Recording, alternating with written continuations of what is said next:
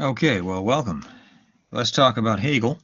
Now, Hegel's philosophy of right is a philosophy of the will, and it describes the conditions under which a will can become, as it were, fully mature, or we might say, following the Thomist vocabulary, perfect.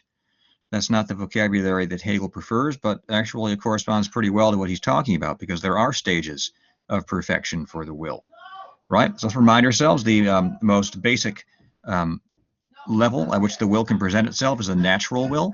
That's the will that is identified with its impulses and inclinations, its drives, and its unreflected desires. Those are desires you don't reflect on. They're simply there, you act on them. That is a stage at which the will, as freedom, right, it's an act of freedom. It's a stage at which freedom is identified with compulsion, right? Because it's a freedom which is not, as it were, being taken advantage of. It is simply lying supine, right, before the drive, the inclination, the impulse, the moment of desire, whatever it may be. The second stage was that of prioritization, when the free will, which is rational, right? You can't have a will without reason. Beasts don't have a will. So at the second stage, the will reflects upon its various impulses and drives and desires, and it prioritizes. It sets up some as most important, or maybe one as most important, and others as subordinate in some scheme or other, in accordance with some scheme or other. And that scheme can differ from person to person. And that's why the goal of the will at this stage, which is happiness, right? For Hegel, that cannot be the ultimate goal of the human being. It's a goal, right? And everyone has a model of happiness, but it's not the ultimate goal. The ultimate goal involves going to the third stage, and that third stage is the stage at which the will makes itself its aim and end, and the will has to do that. Otherwise, the will fail at being a perfect will. I mean, the will can only realize its own inner drive and tendency, right, towards being perfect, a perfect will, a complete will. The will is fully actualized. That's our Hegelian word. He likes the idea of being actualized. Look at that. There we're just writing the text right here, actuality. The will cannot be fully actualized unless it makes itself its own goal, right? Like if it sets up pleasure or money or something else, or even happiness, right, as its supreme goal, it will remain limited. So the will has to set up itself and its freedom, its complete freedom, as its supreme goal, and that can include happiness, right, as a subordinate goal. Now, what I want to suggest is that we have to distinguish between two senses of happiness. There's the ancient sense, which we get from Aristotle, and we can take his definition as more or less effective for the entire ancient period and medieval period as well, because who disagrees with it in that group of thinkers? For Aristotle and Thomas Aquinas, happiness is a rational activity of the soul in accordance with virtue. We have to distinguish that from the modern conception of happiness, which we saw introduced effectively with Thomas Hobbes, even though he didn't use the word. He does talk about felicity, right? Same thing. So for Hobbes and other thinkers, happiness would amount to one of two things, right? Either pleasure, Hobbes calls it delectation. If you go back to the text, delectation, he means pleasure, or desire satisfaction. Now we saw that pleasure and satisfaction are not quite the same thing, are they? Because you can be satisfied in things other than pleasure. So I think the more satisfactory modern concept of happiness is to take it as desire satisfaction, because that includes pleasure and other stuff, like power and money and things of that sort. Okay, so we have to distinguish between those two. Now, when you distinguish between those two senses of happiness, you see that Hegel is actually quite friendly to the Aristotelian sense. And what Hegel calls the full actuality of the will, I have to say, it looks rather like what Aristotle was talking about. Let's compare them. Aristotle says that happiness is a rational activity of the soul in accordance with virtue. All right? You write that down on a piece of paper so you have that before your mind's eye, before your actual eyes. Happiness is a rational activity of the soul in accordance with virtue. Okay, so what does Hegel say? By contrast, Hegel would say this, that the actuality, the full actuality of the will, is actually a rational activity of the will, okay, or you can say of self-consciousness in general, in accordance with rectitude. And what's rectitude? Well, rectitude sounds rather like justice, doesn't it? And justice for the ancients was a kind of comprehensive virtue. That was one meaning of it, at least. Justice was a comprehensive virtue which included all of the other virtues. That's how Aristotle describes one sense of justice in book 5 of the Nicomachean Ethics. So Hegel replaces the word virtue with the word rectitude. He does that quite deliberately. Rectitude, that's a kind of virtue with an added ingredient of modern reflection. Do you recall Hegel's complete stage? Earlier, I mean, he has like two accounts of a completely mature will, right? In sections 5, 6, and 7, he describes reflective distance. That's the first stage, right? When you have you stand opposite a range of choices, followed by determinate choice or determination, right? Choice or self-determination.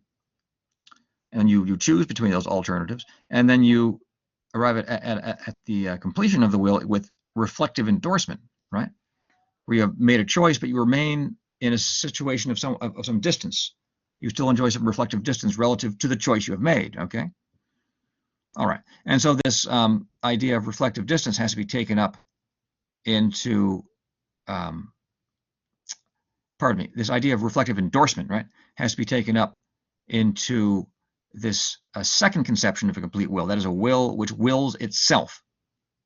A will which wills itself as its own aim and end. And it has to do that, believe it or not, with a degree of reflective endorsement. It has to remain opposite that object of will and continuously evaluate that object, right?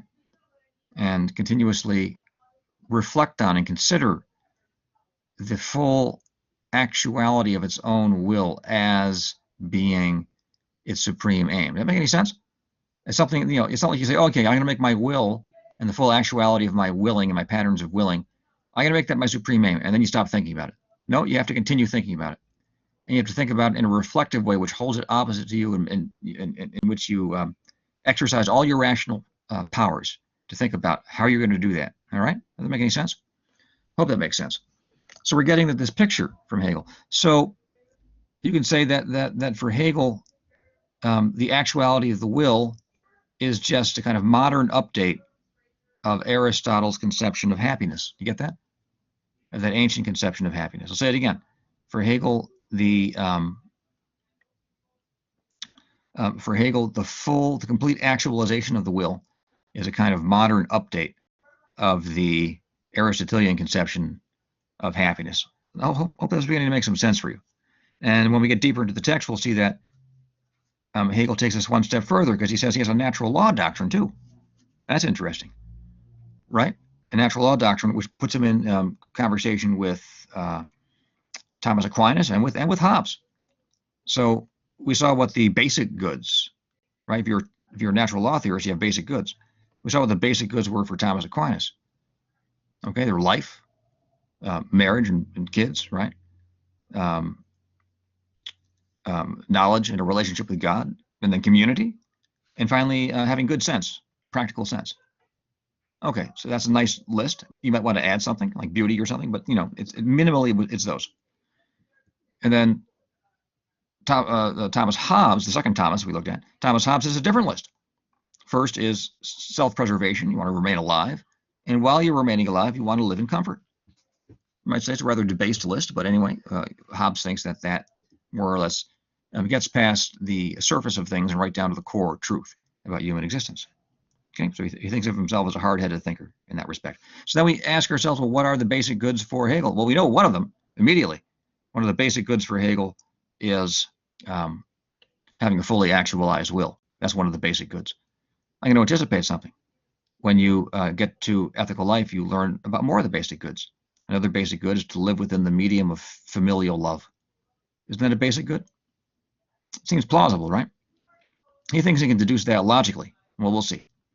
And then a second basic good would be participating in the competitive activity of the free market, because that promotes that itself promotes reflective intelligence.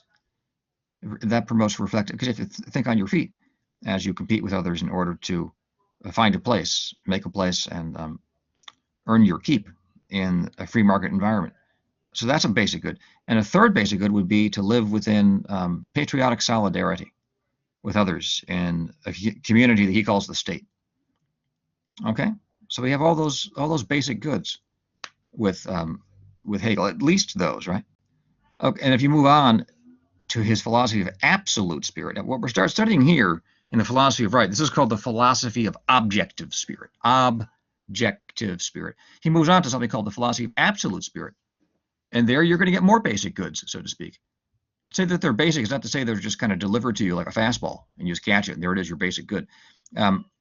These are basic goods which are constituted in and through the activity of self-consciousness, all right, and self-conscious subjects and agents relating to one another in something he calls spirit. So there are further basic goods. One is having an appreciation of works of art and of beauty generally, okay? And a second would be entering into a relationship with God at the level of representation, he would say. So that would be participating particularly in the Christian religion. And the third would be achieving philosophical comprehension as scientific. For him, philosophy and science are the same thing. Achieving philosophical or scientific comprehension of totality. Okay? So we have more basic goods there. So there's a whole range of basic goods for Hegel, right?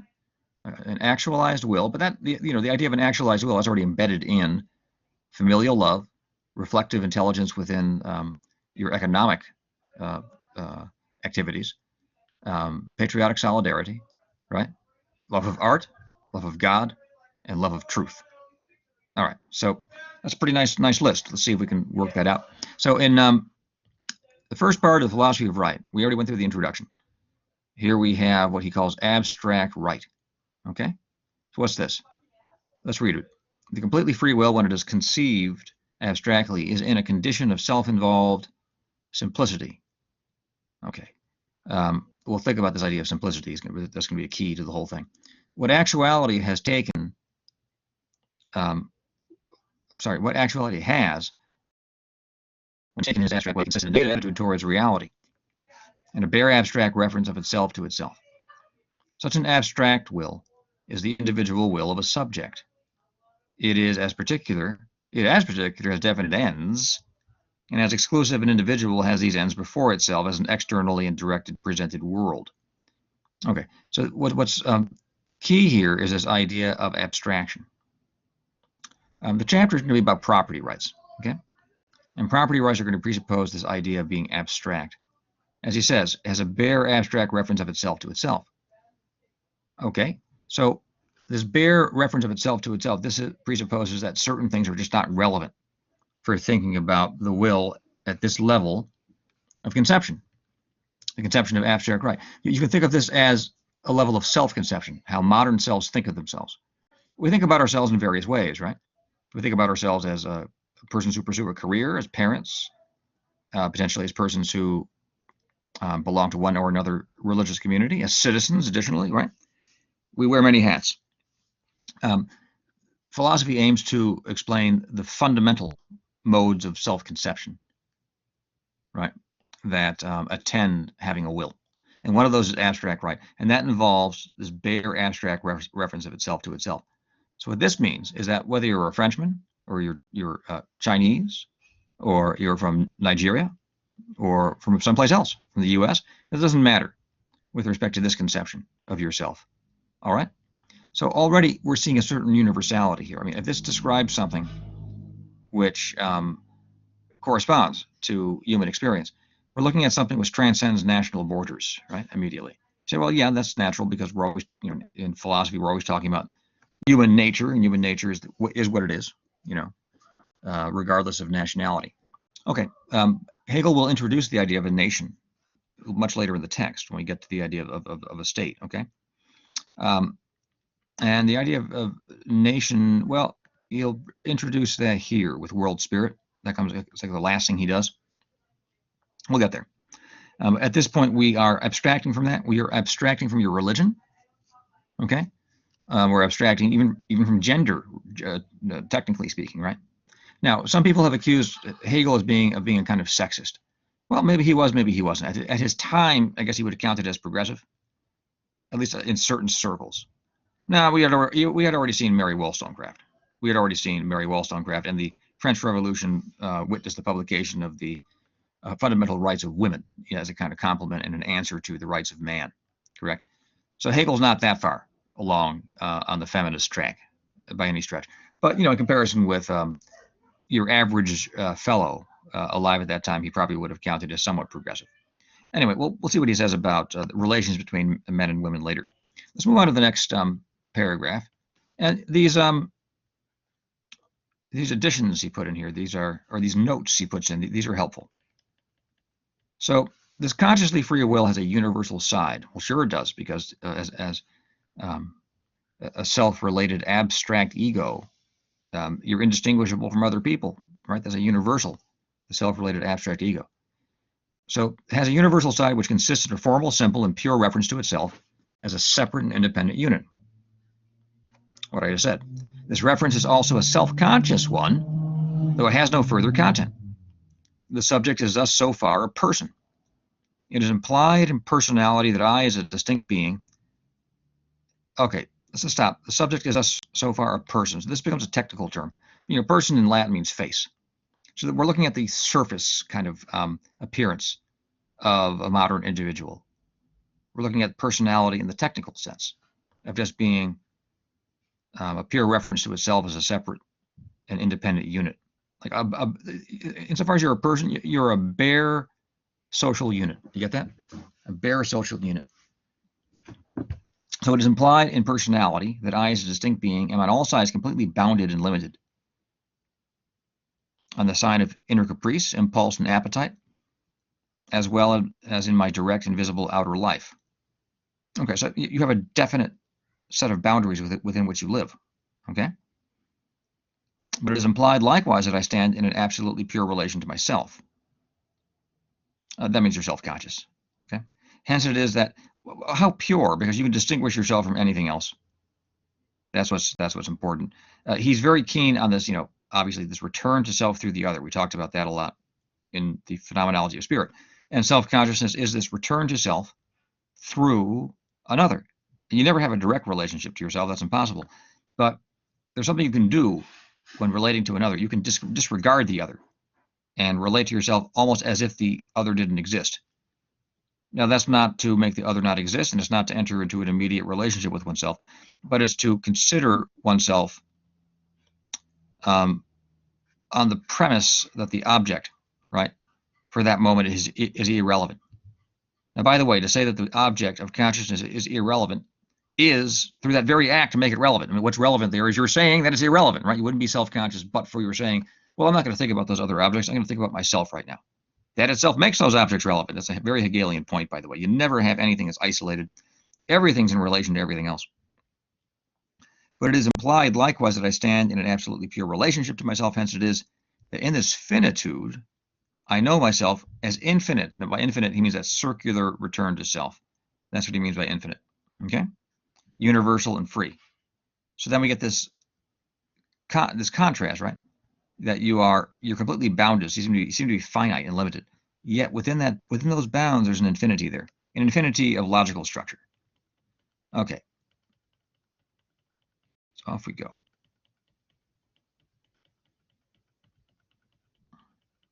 So personality implies in general a capacity to possess rights, and constitutes the conception and an abstract basis of abstract right. Okay, this right being abstract must be formal also. It's almost same thing. Its mandate is this. Okay, so we get a kind of basic imperative here, right?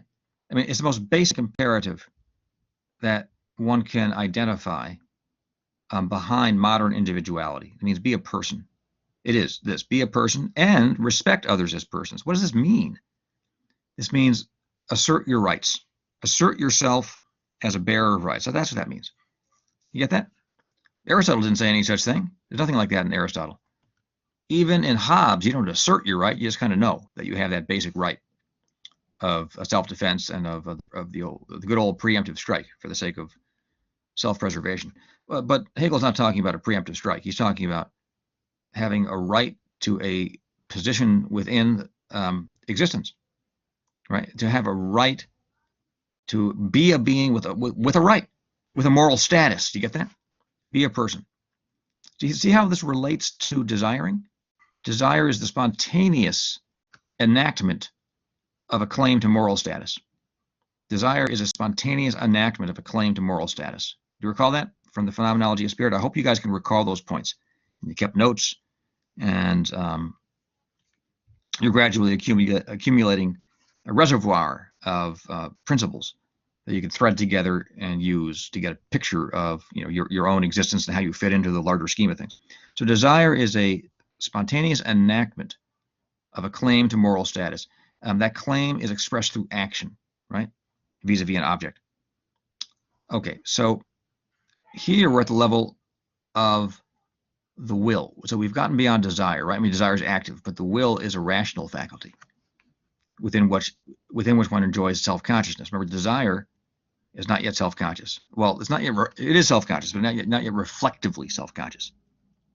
Not yet reflectively. It's implicitly self-conscious, sort of structurally self-conscious, insofar as it relates to an object in a way that refers immediately back to itself. But reflective self-conscious involves bringing oneself to consciousness, bringing one's very existence to light within one's consciousness and reflecting on oneself, right? That's a different level. So this is what is presupposed here. So when we say be a person, what we're saying is reflectively now, on the basis of rational reflection, make a claim to moral status. And to make a claim to moral status, my friends, that is to make a right claim, to say that you have certain essential rights. The moral property of the modern person, correct? All right, let's try this now. So the particularity of the will, that phase of the will, namely which implies a consciousness of my specific interests, is doubtless an element of the whole consciousness of the will. Okay? But it is not contained in mere abstract personality. Okay, well, what's he saying here? Right? So your particular orientation towards certain interests that you have, right? All right. So that's your interests are important, correct? By the way, he's generally, I've read this book a few times. He generally reserves the term interest for the sphere of ethical life. Interests come back in the ethical life. Here, he's telling you that he's going to suppress these right now. This concept of interest and the interests that kind of mark you out as a person with certain specific interests, that doesn't even belong to the sphere of abstract personality. And you're saying, well, why not? Well, let's read on and I'll explain. It is indeed present in the form of appetite, want, impulse, and random desire, okay? But is distinct as yet from the personality, which is the very essence of freedom. In treating of formal right, therefore, we do not trench upon special interests, such as my advantage or my well-being. That is, we're not yet thinking about you as an individual who is oriented towards the human good or some good or other. We're not yet going to think about you as a being who takes herself to be pursuing happiness, or even takes himself or herself to be pursuing the full actuality of the will. Okay? Nor have we here to do with any special reason or intention of the will. Wow. That's radical. Now he says, we're going to abstract from your even intending anything. What in the world are we talking about then? What we're talking about is the pure relationship that you bear to your property. Okay? Which property as such is to be conceived independently of any specific intention you have for it. Okay, now do a little thought experiment. I can explain this.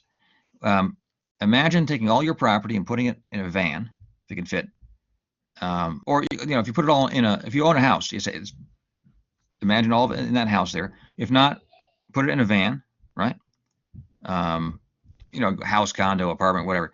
But if you don't own something, imagine putting it in a van. You drive off to a field somewhere. If you need a truck, whatever. Imagine something big enough, and make sure you bring a thumb disk with all of your intellectual property too. Okay? Maybe you've recorded some music, whatever. Just bring that along. And now stand on top of the truck. and jump up and down. Say, this here is my field of freedom, because everything in there is the field within the cosmos, within which you get to exercise a certain kind of peculiar sovereignty, right? You get to use the property there for any purpose you please. Okay, that's very interesting. I mean, compare this to Plato. Plato seemed to assume that the person who is wiser has a kind of right to tell everybody else how to live. So if a wise man for Plato in his Republic were to appear, and have a good idea, right? Have a wise idea for how some wage earner should use the little property that he has, that's it. He would give an order and the wage earner would have to do it. This is different. Here we're imagining an individual with a certain packet of property, and it's defined precisely as open, radically open to his choice. So, you might buy a notebook, within which to write down your thoughts for class or for a diary or something of that sort. You might look at it and say, well, I'm kind of cold. I'm going to light this on fire instead. And you light it up. So you change the purpose, right? You change your intention, as it were. Or you might buy a tomato for the purpose of cutting it, slicing it, and putting it on hamburgers. And then you decide, well, I don't like that guy who's walking down the street. And you throw the tomato at him, right? I hope you don't do that. But you change the purpose. Anything you own, you can use for a variety of purposes, correct? All right. So that's what's going on there. Your property is, as it were, a kind of field of possibility for the actualization of your will. And he thinks that really, that belongs to the essence of property. Prior to Hegel and Kant, property was understood with respect to the aim for which you adopted the property, right? So you bought food in order to eat it. You had clothing for the sake of protecting your body from the elements, from the cold, right? You bought, in those days, a horse for the sake of traveling from point A to point B, correct? All those sorts of things. All right, so now we're going to abstract from all that. We have to think about the underlying logic of property. The underlying logic of property is to make a contribution to the actualization of the will. You see that? Now, what's the first stage we have to achieve in order to actualize the will? The will has to have a concrete place within which to operate. And it only has a concrete place if it has property. Now, we have to distinguish between two levels of property. The most basic property you own is your body. That's number one. Okay, so as a modern individual, you begin with the ownership of your body, which then the use of which you can sell in the labor market, right? So we're looking at already kind of fundamental concepts of a capitalist economy here. All right, and second level would be things that are distinct from your body. Those could be actual concrete things, like you might own some notebooks, right? You might your mobile phone, a car, some clothing, and within that, external to you, external to your body. The computer just spoke back to me. It always kind of weirds me out. There is intellectual property, right? You can come up with a computer program. It's just a code. You could write it down.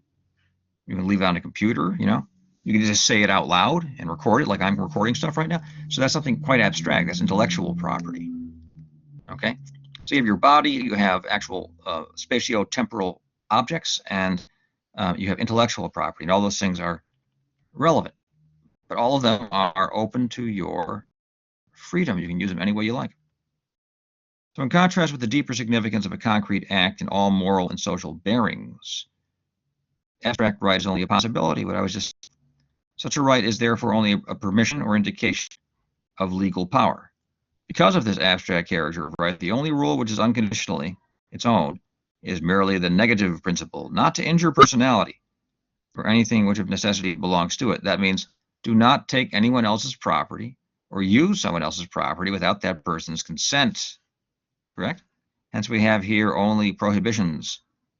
Don't do this, don't do that. The positive form of command having in the last resort a prohibition as its basis. Now the positive form was, be a person, but the be a person command, right, of sorts, immediately takes the form of a prohibition, or immediately generates prohibitions. You assert your right to your property, which then sets up prohibitions against other persons using or taking your property without your consent, right? So we get this notion of consent. He didn't use the word, but the concept is introduced at this stage, right? Okay, so a person, in his direct and definite individuality is related to a given external nature. To this outer world, the personality is opposed as something subjective. But to confine mere subjectivity, the personality, which is meant to be infinite and universal, contradicts and destroys its nature.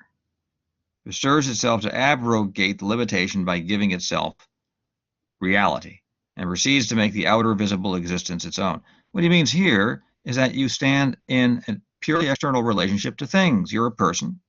What's opposite you is a thing. But this is an intolerable situation. You need to establish your moral status vis-a-vis the thing.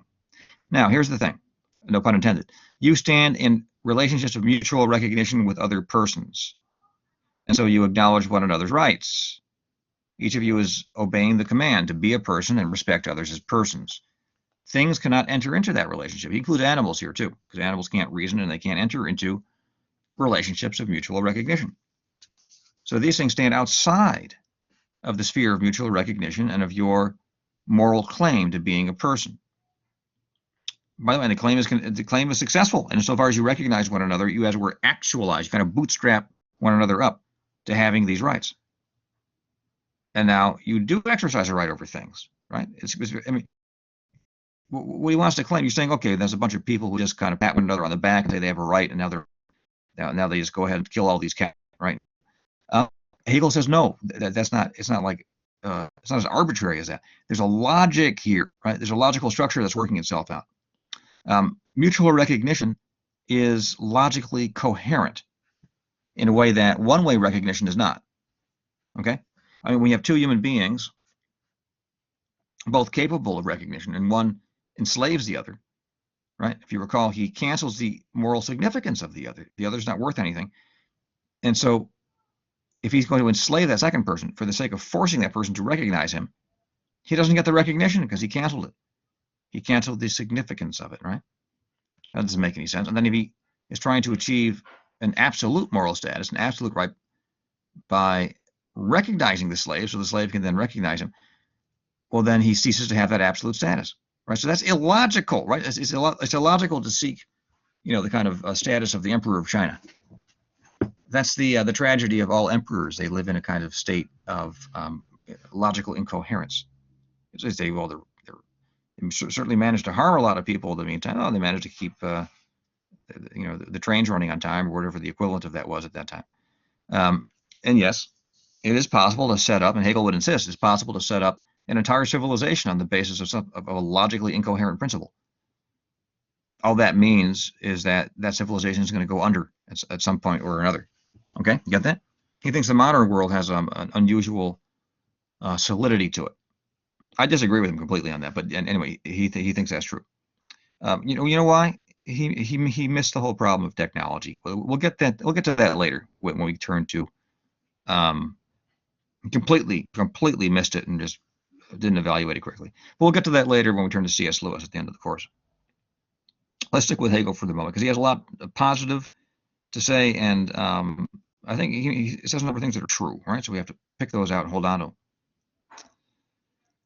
All right, so it doesn't suffice for these individuals to stand opposite these objects because they make a moral claim vis-a-vis one another in relation, of course, to these objects that stand outside of that sphere of mutual recognition and the mutual assertion and recognition of rights claims. These things don't make those claims, and those things, in virtue of the logic of the situation, are subjected morally now, right? They're morally subordinated to the individuals that have bootstrapped themselves up through a logical operation to the position of having rights. So all the stuff that's outside of that sphere of mutual recognition, those things become mere things that can, with moral justification, be taken possession of and used. Because after all these persons, do have natural needs, and the things that exist outside the person, at least some of them, are useful for the satisfaction of those needs. What he's adding is that these persons can now, with justice, in accordance with right, appropriate those things, at least some of those things, for the satisfaction of those needs. Now, when a person does appropriate a thing, that establishes a special relationship. Now, no one else can appropriate that thing, right? Or either take it or use it without the consent of the person who has a right over it. To right is at first the simple, direct, concrete existence which freedom gives itself directly. Okay, so how do you exist as a free person? Well, immediately through your body. Your freedom gets a concrete existence, spatio-temporal terms, through your body. This unmodified existence is possession or property, your body first, but also the other levels I mentioned. Here, freedom is that of abstract, general, or of a separate person who only to himself. B, a person by distinguishing himself from related to another person, although the two have fixed existence for each other, except as owners. This is the contract, right? Their implicit identity has become realized through a transference of property by mutual consent. So now two individuals relate to one another vis-a-vis their property, which they then exchange. Property can be even just labor, right? Labor for money. Or it could be, I'll give you this, I'll give you my old guitar. You give me $500. Okay, I don't think my guitar is worth $500 anymore. So the will in its reference to itself as an A may be at variance not with some other B, but within itself. What does that mean? As a particular will, it may differ from and be in opposition to its true and absolute self. This is wrong and crime. What he means by that is that the will is something which presupposes the sphere of mutual recognition. If you steal somebody's car, you're assuming for the moment you have a right comparable to that of an absolute monarch or an emperor. That's to step outside of the situation of mutual recognition. That's to be in opposition to yourself. Okay? To the principle of recognition and equality that makes you a bearer of property. Okay, there's a lot of interesting stuff here. I can't say everything, so we're going to skip that. So for property, a person must give to his freedom an external sphere in order that he may reach the completeness implied in the idea. Since a person is as yet the first abstract phase of the completely existent infinite will, the external sphere of freedom is not only distinguishable from him, but directly different and separable. Perhaps that section doesn't say anything more than what we've already figured out, so why don't we move on? That which is defined as different from the free spirit is both in its own nature and also for the spirit, the external. Right? It's this whole sphere of externality. It is an object, something not free, impersonal and without rights, what I've been saying. A thing, like objective, has two opposite meanings. When we say that is the thing or fact, it depends on the thing itself, not the person. We mean by thing that which is real and substantive, right? But it is also contrasted with person, which here includes more than a particular subject, and then it means the opposite of the real and substantive, and is something merely external. Merely external, so that's to say that's something porous, morally speaking. You can take and use it as you please. Right? You can buy a cow, you can slaughter the cow, you can turn it into a leather jacket, eat the steaks, and so on and so forth, right? What is external for the free spirit, which is different from mere consciousness, is absolutely external. Its nature is to be conceived as that which is external in its very self. Okay, all he means is that your freedom becomes embodied in the world through your body and through your property, and in a way through your intellectual property. So the person in his direct conception and as a separate individual has an existence which is purely natural. Okay, so you are present in nature simultaneously. You don't transcend nature. You do transcend nature logically, but you don't leave it behind. You live within nature. You can check out, but you can't leave. Okay, you're still a natural being. This existence is something partly inalienable, partly akin in its nature to the external world. As the individual is considered in his first abstract simplicity, reference is here made only to those features of personality with which he is directly endowed, not to those which he might proceed to acquire by voluntary effort. So we're talking about a basic human being with certain natural faculties and that abstractness that we refer to. disregarding all sorts of characteristics, which obviously are important for a full account of any individual. And to be more specific, he says, mental endowments, science, art, such matters as religion and sermons, masses, prayers, blessings of consecrated utensils. Inventions also are objects of exchange, recognized things to be bought and sold. All right. It is possible to ask also if an artist or scholar is in legal possession of his art, science, or capacity to preach or to read mass. And the question is put on the presumption that these objects are things. But one hesitates to call such gifts, knowledge, powers mere things, because although they may be bargained for as a thing, they have an inner spiritual side. Let me the things he mentioned here. Work of art, yeah, it has a price. You can pay for it, but it has an inner spiritual side. There's something more. You put something of yourself in a poem, in a painting, in a statue, in a work of music, right? If you give a sermon, is that just a mere? Is a sermon like is it comparable to a box of cereal, right? I mean, you can print your sermon and sell it, certainly. So it has that external side. Also, there's something of the human spirit that enters into it. And likewise with all these, he says a whole set of religious objects here.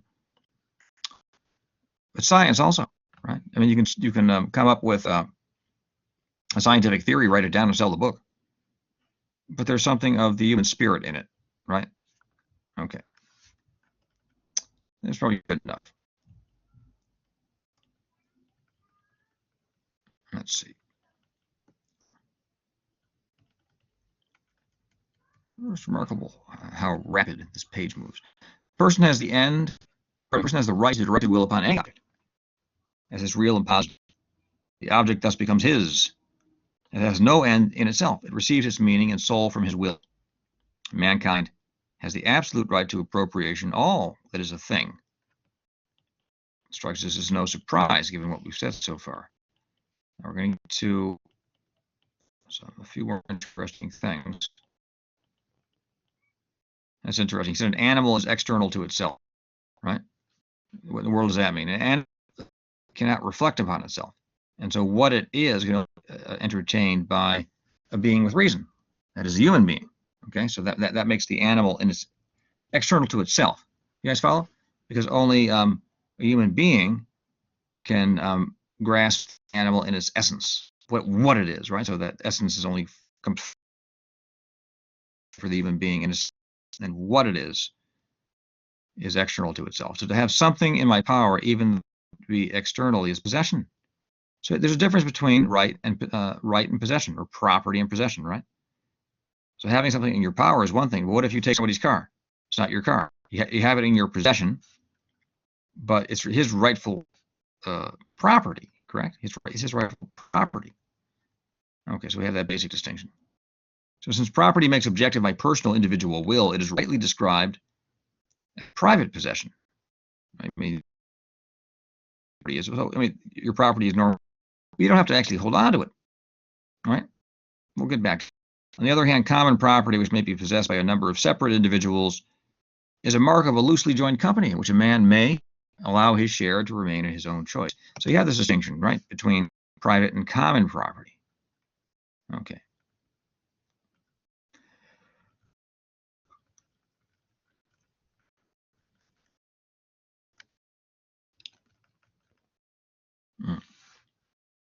Okay, so maybe I'll just comment on one more of these, and then I'll give you a general summary of how the rest of the chapter.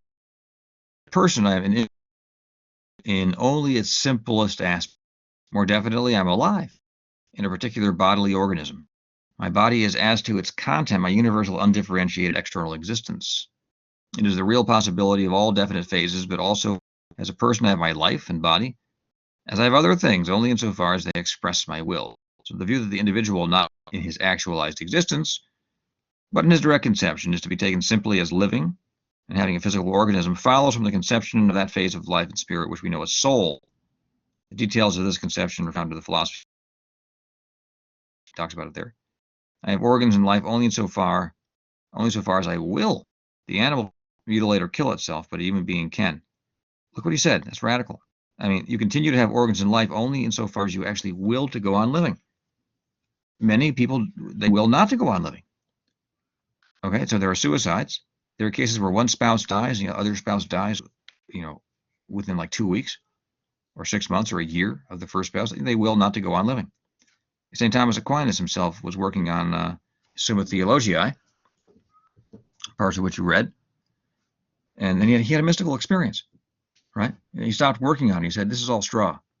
You know, if you taste God or see God, then all human reasoning becomes irrelevant. We have to do it. We have to do it because what else are we going to do? We have to get clear as we can, given human language. What if God really exists, right? I think the proofs are pretty good. If God exists and you enter into in a relation to him, this treatise will disappear. You won't care about this anymore. It's useful. And so Aquinas asked to die. He no longer wanted to die. He didn't want to go on living a finite existence. He wanted to enter into the infinite life of the Holy Trinity. And guess what? He died. Like a year later, he died. All right, so the body merely as it stands is not adequate to spirit. In order to be a willing instrument and vitalized means, it must first be taken possession of by the spirit, right? You have to take possession of your body. How do you do that? Well, still for others, I am essentially a free being in my body as I directly have it. You shape your body. I don't mean like going to the gym. I guess that's what people think of nowadays. Going to the gym, that's a waste of time. I am sorry, you guys are gonna come after me. You know, go for a walk. You know, exercise, play sports. Who cares about this mask thing? Go out there and play sports. Just ignore them. This whole, you know, they produce this number 250,000. I don't believe that number because I've looked too closely into the pharmaceutical industry and to the mainstream media, and they're all liars. I mean, they lie professionally. That's what they do: lie after lie after lie after lie. So I don't believe any of that. So pardon me for being a bit of a curmudgeon, but I boiled it down to 4 points. Okay, here they come. Lockdowns don't work. We proved that. Masks don't work. A lot of evidence to that effect. Hydroxychloroquine does work. We have a lot of evidence to that effect. Okay, and the lethality rate is negligible and to be dismissed. And so they produced this number of 250. It's impossible to believe them because I've caught them in too many lies, and their whole business model is predicated on lying. So you can't trust. We're being manipulated, guys. I'm sorry. You can if you find that challenging or irresponsible, you can send a note to the dean. I'll be happy to sit down with the dean and talk to him about this. Okay? I'm not afraid of that. No fear.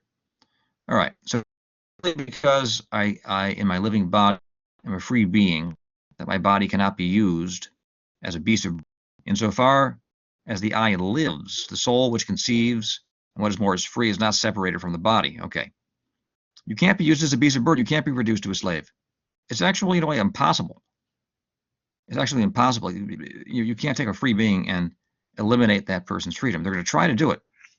They're going to try to do it. You saw Carrie Madej. You know, they're going to try to get, or in the words of that creepy lady on the World Economic Forum video, they're going to try to get access to your thoughts and your feelings. Those are her words. Okay. And once they have access to your thoughts and your feelings, what are they going to do? They're going to control them. And they're going to do their best to do that, right? They're trying to do that in that creepy program, the MK Ultra program. I had a book here on that.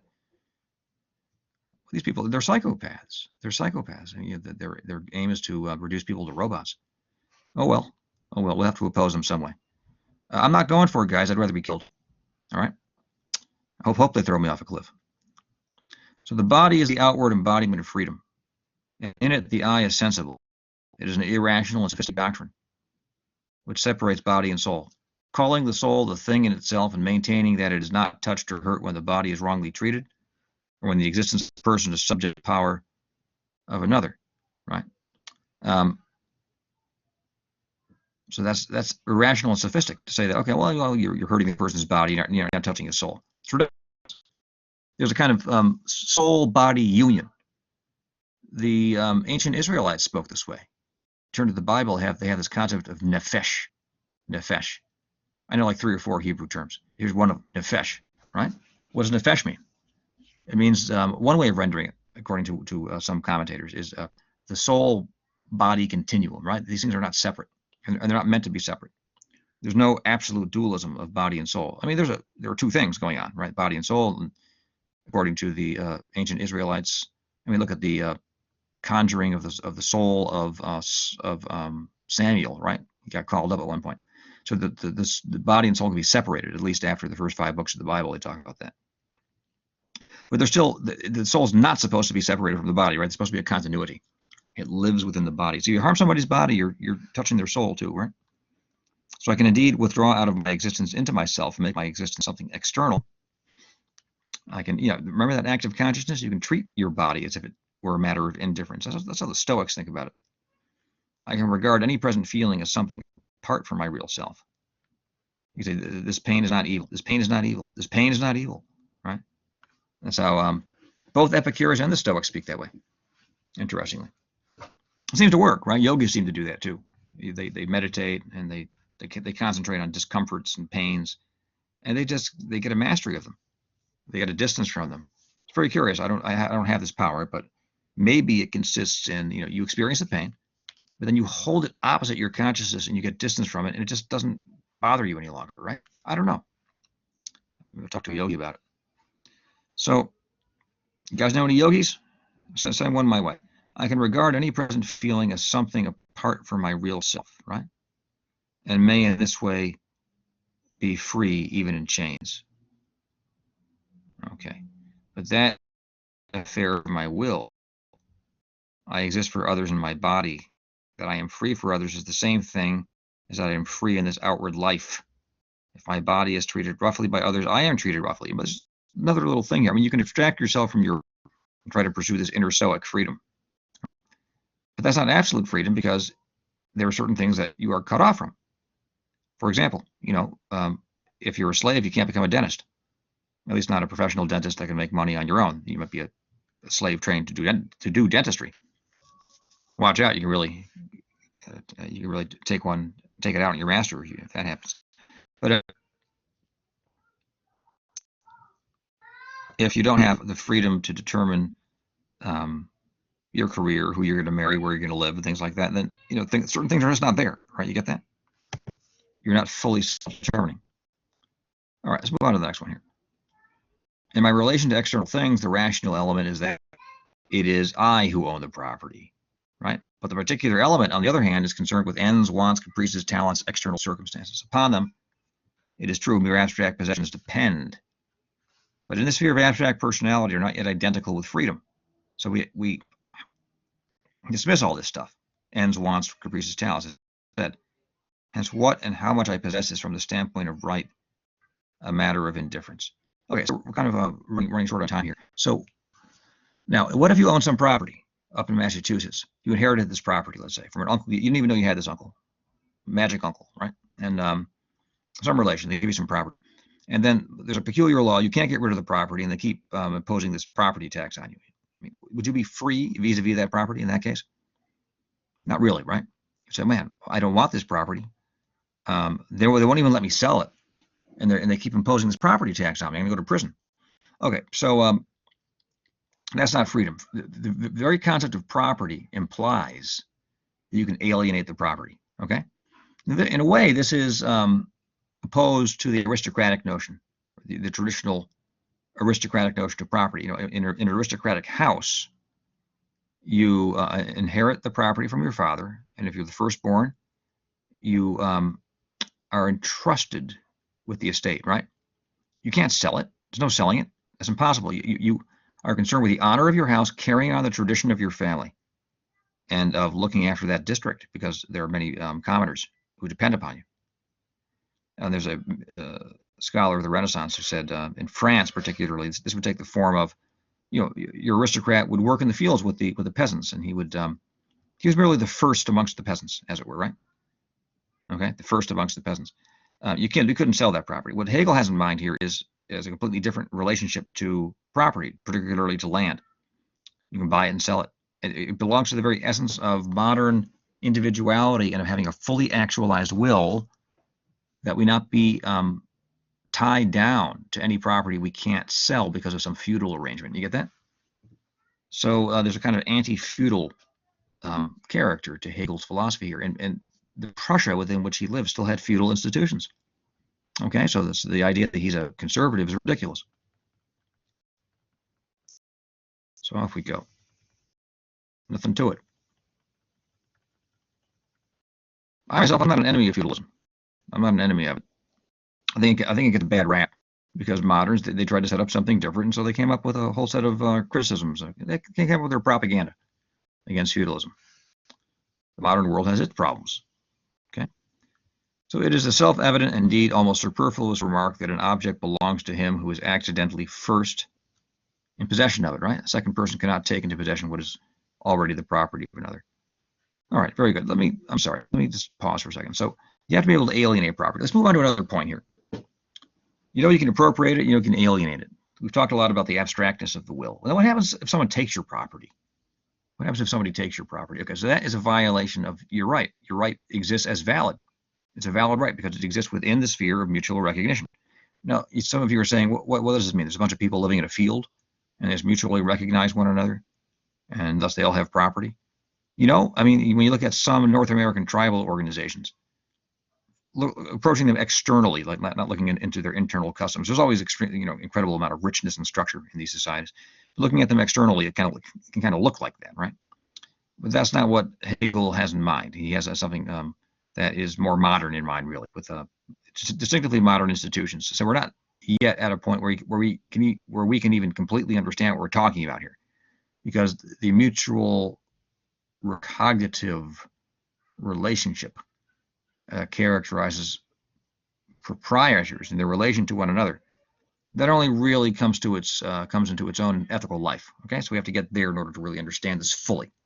But we can still understand it abstractly at this level. So what happens if somebody violates your right? That's a negation of your right. You get that? It's also a negation of his, as he said before, it's also a negation, in a way, of his own proper right. Do you get that? He voluntarily negates his state of being recognized by you, because he negates your moral claim to a being with moral status. And he reduces you at that moment effectively to a person with zero rights. You follow? I mean, you make a claim to the effect of authority over your property, so that no one can take or use your property without your consent. Somebody takes it anyway, right? So that's to treat you as if you were nothing. So then you've been reduced in that way. So you've been violated, but also he's been violated, because now he loses the recognition that you would otherwise have directed towards him, right? So what has to be done? We have to negate the negation. That's Hegel's insight. And how do we negate the negation? You slap him on the wrist. It has to be something that produces knowledge. That's really the key. When you negate the negation, which the crime is a negation, punishment is the negation of the negation. Now, the negation of the negation has to produce knowledge. We have to know that the original negation is wrong, and wrong with a capital W and an underline under it. Okay, so it's not enough to drag the guy forward and say, oh, that wasn't good, poorly done. Okay, and you go on and have a nice day. No, the fellow has to be punished in a serious way, so he loses freedom. Right? In the old days, they did flogging. They would whip people, or put people in stocks. We don't do that sort of thing anymore. Don't you think it'd be easier, maybe? If you were to go to prison for 2 years and they gave you the option of being flogged 30 times, and they had a good flogger who was not going to kill you when you did it? I might just take the flogging. You might say, you're crazy. Yeah, maybe I'll skip the flogging. And then besides that, there's the death penalty. Some crimes are so horrible that, Hegel would say, and just about everybody at his time, there was a very important exception to this, a guy named Beccaria, but many people today would say there's some crimes that are so horrible. We only mark and properly acknowledge, right, the horror of the crime through the death penalty. Okay, I won't mention such crimes. I mean, they're not nice to think of. I was just looking at teaching a course on sexuality, and we looked at that video together about the people in Hollywood and the government being up to no good with various sorts of sexual crime, right? That gets actually worse. I mean, when you look into it, I was watching something else. I found it so disturbing. I kind of just put it on pause. I'll watch the rest of it sometime. I can't watch that whole thing all the way through. All right, so there are apparently some psychopaths, my friends. There are apparently some psychopaths in positions of governmental authority. I'm talking about the highest possible positions, and there's not a small number of them, right? And obviously in entertainment and elsewhere. So you guys know what was that guy, Mel Gibson, said about this, right? Everyone knows about that.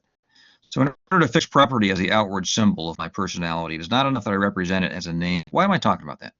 Let's wrap this up. I'm talking for an hour here. We'll do another hour tomorrow on morality.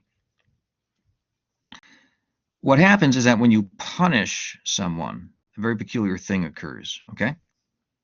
At that moment, you have contradicted the basic premise of abstract right. You say, well, how have you contradicted the basic premise of abstract right? You're upholding abstract right. That's the whole thing. Abstract right is predicated on the assumption. It's predicated on the abstraction, right, from purposes, any purposes. And then, in order to maintain it as an actual sphere of right, that means you have to actually maintain it against attacks directed against that sphere through acts of crime. You have to adopt abstract right itself as a goal of the will. You see that? You have to accept it as an aim. That's why you punish people.